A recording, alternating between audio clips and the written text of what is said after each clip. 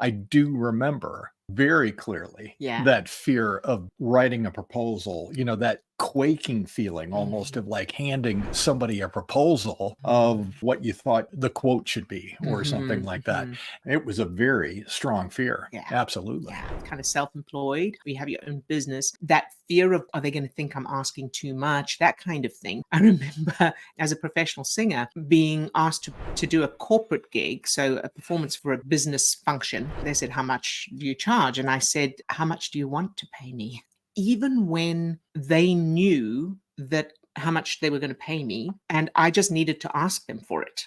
That was like, I would go into this anxiety state. It was so ridiculous. And this happened so again, as a singer, I would go and sing in a pub.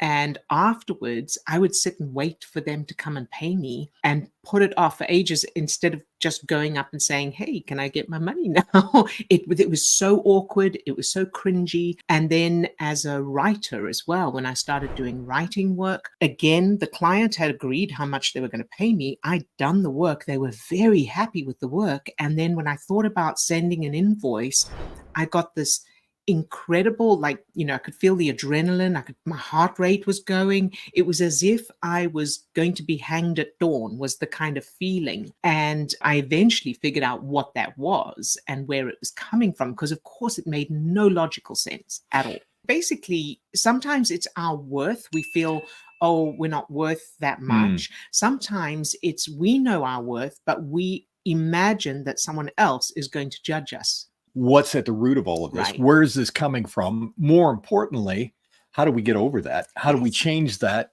I discovered that the reason I was in such a state when it came to asking to be paid, in fact, asking for anything, to be honest, if I asked someone for the time, I felt nervous. Not as scared as I did with money, but I just had this ridiculous thing of not wanting to impose on someone or something like that. And I was a people pleaser as well. So that was all combined. But the fascinating link where this led back to was when my brother and my sister and I were growing up. As children, my family was very, very strict with manners and being polite and being considerate of other people. And that extended to, if you ask, you don't get. Because being polite, you wait to be offered. You don't ask. It's rude to ask.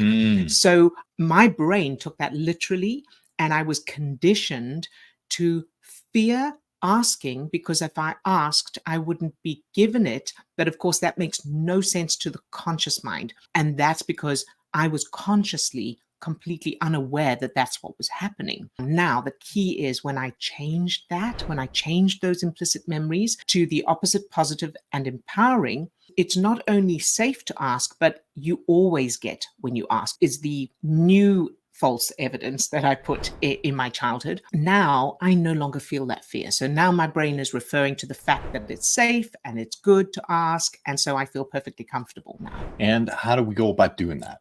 Well, so obviously it's a big topic, finding and changing the implicit childhood memories that are forming our self-image and worldview. And we've created a masterclass. It's free, a free masterclass in which we go through all of the details of how these references are created, the kinds of links you can find, and what needs to happen in order to change. So I've put the link to that in the description.